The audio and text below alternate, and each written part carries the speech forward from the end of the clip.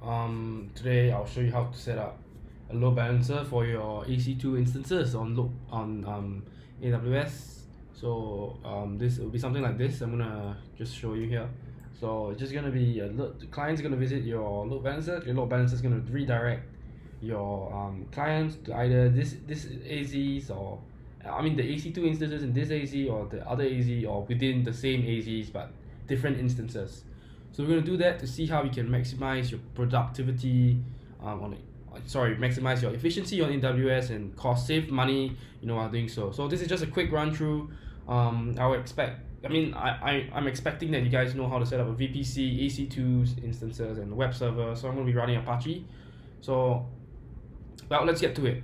Alright, so firstly, you're not going to make any instances first. So what you want to do is, you might want to make one just for the sake of this, because you probably might have a web server running already. So you're just going to save an image. So I have an image here for my web server. So it's Apache. I saved it as Ubuntu 16.04 Apache 2. So it's just 16.04 LTS and Apache 2 web server. So it has that installed. And what you're going to do next is you want to start out with the load balancing section here. So we're going to make a load balancer. So let's do that real quick. We're going to go with application load balancer, but you can dive deeper into the network one or the classic one. So let's go with the load balancer. So we're just going to quickly run through this. So I'm just going to call it Brian-LB1 load balancer 1. Do that. Internet facing. Internal just means it's within, inside. And listeners, so this will check for connection requests using the protocol and the port you have configured. So the protocol we want to do is HTTP, and load balancer obviously 80 because HTTP is 80. And for the availability zones, you want to make sure that this is the one that you're going to be using, because you don't want to configure this wrongly. Okay, so I'm going to be using the default one here because I have 3 AZs here. Three AZs, and they're all public, so they're all going to be in the instances are all going to be started within this subnet. So we're going to configure that. You obviously don't have any security settings because we're not using SSL. Configure security groups, so we're going to just make a new one for today's sake. HTTP obviously going to be TCP and BAP. So next, configure routing. We're going to make a new target group, so let's call it Brian/TG. So target groups target groups are basically just this thingies here. So you see that? So a group of servers are like kind of target groups. Okay.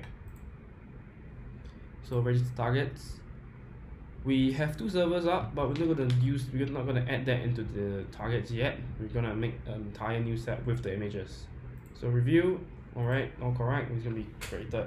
So if it doesn't create, let me know and I'll try to help you out in the comments below, or you can just drop me an email.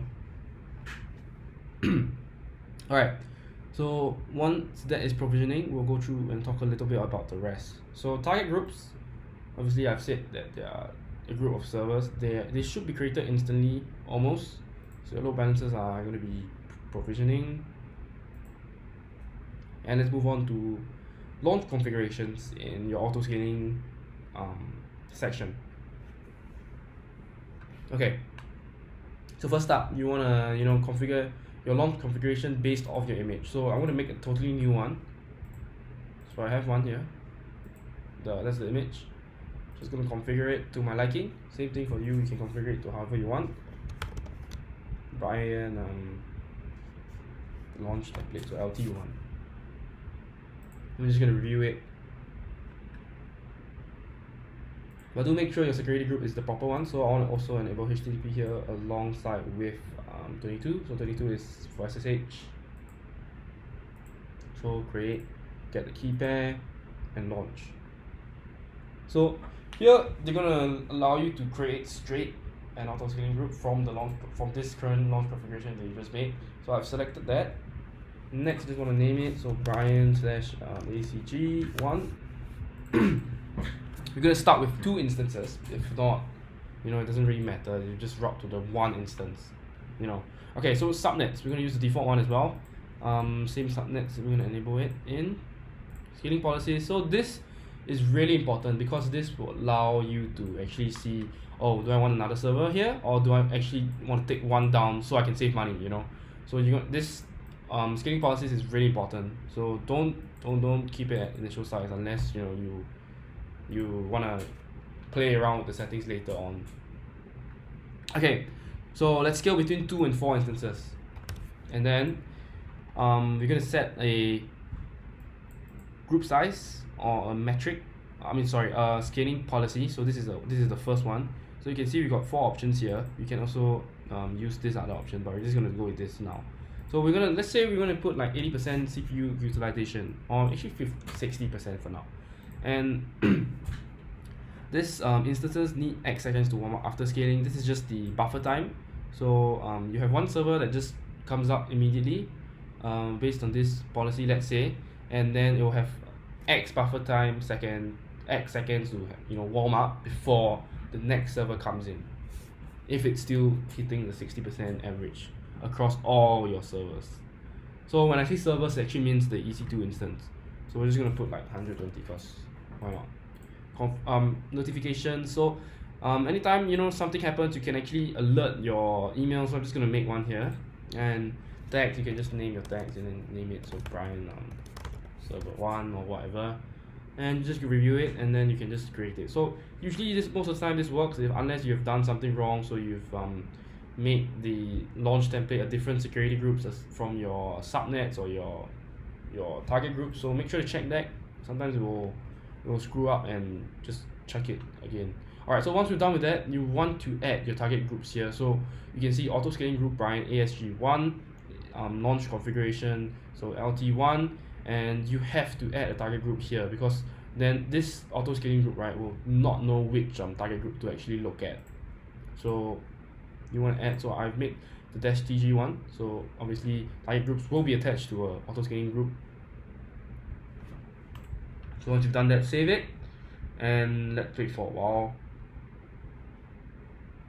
But just to double check, we're going to go back to our instances, and we're just going to check if it's still initializing. Sure, okay, let's wait for a while. So I'll come back really quickly when it's back up, but just all you need to do to check is just check one of the IPv4 IPs into the web server, because it's running Apache. Oh, that was the bookmark. Paste, and you can see Ubuntu works. I don't need to cut that out, thank God. Okay, so but it's still initializing, so it might take a while. But anyways, let's go back to load balancers. It should be done provisioning. It's active here. So once your load balancers are up, your instances are up, basically it will look something like this. So when I visit a website, it will actually point me first to the load balancer, and then afterward it will go on to route me accordingly. So we can route, if this one's down, it will launch another one to make sure it scales properly, and there's not too much information or CPU utilization in this case, because we've set like something like that. So let's say if there's too many, and there's only one person, then it will look at it and like, oh, the average CPU utilization is not 50, and then it will just take away this one, it will take away this one and this one until it's done. Okay, so let's close this. Don't save. Okay, so once you've set the target zone, you should be able to visit the load balancer's A name, and it should redirect you to a server. So this one is a server, and every time I visit a new one, it's actually a different server, but it's the same static website. So you can do it for dynamic pages as well. And yeah, that is how you basically set up a EC2 load balancer. This is how you set up an ELB for EC2 instances on a for a website. So you can ask me below with questions, and yeah, thanks for watching this video. So I'm just gonna chain this video into one entire video.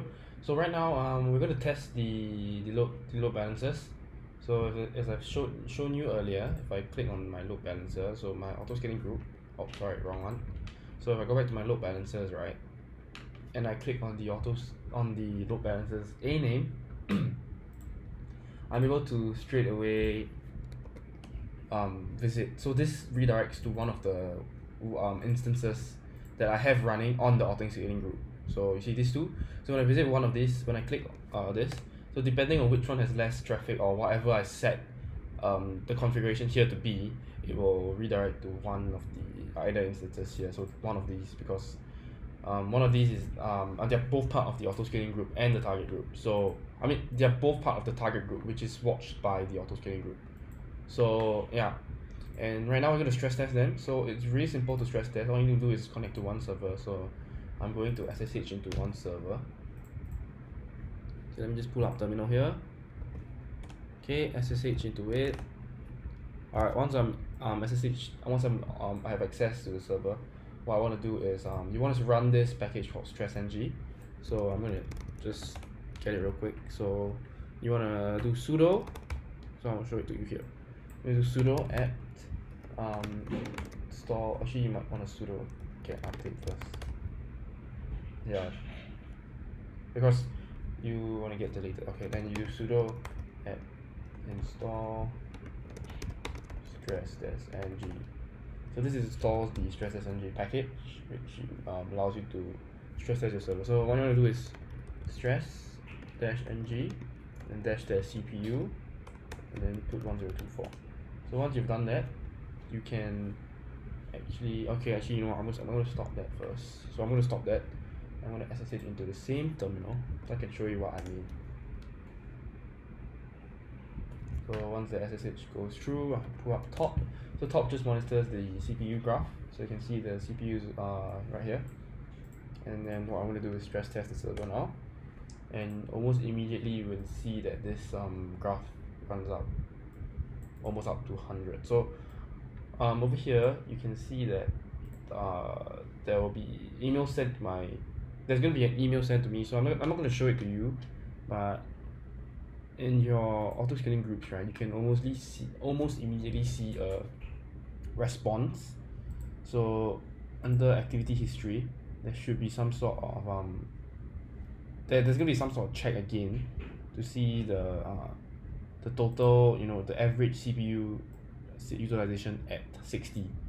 So once it detects that, it's gonna straight away update and, you know, pull a new instance. So I'll skip to the part where they actually do. There's actually 4 instances now. So previously there was 2. So it did take some time for the auto scaling to actually pop up. So you can see that the instances are triggered because the scaling group size was changed, blah blah blah, because, you know, this scaling policy was activated. So I did change this to 20 to speed things up, but in the real world, you actually be looking at a lot more than just one policy, or, you know, just the different, you know, application load balancer requests or network in or network out. You'll actually be looking at a lot more in the real world scenario. But this stress test did work out. There's actually 4 instances now. So when you visit this website, it will actually go to one of the 4 instances that run the website. So yeah, so I hope you've learned something today, and well, you have fun. All right, thanks.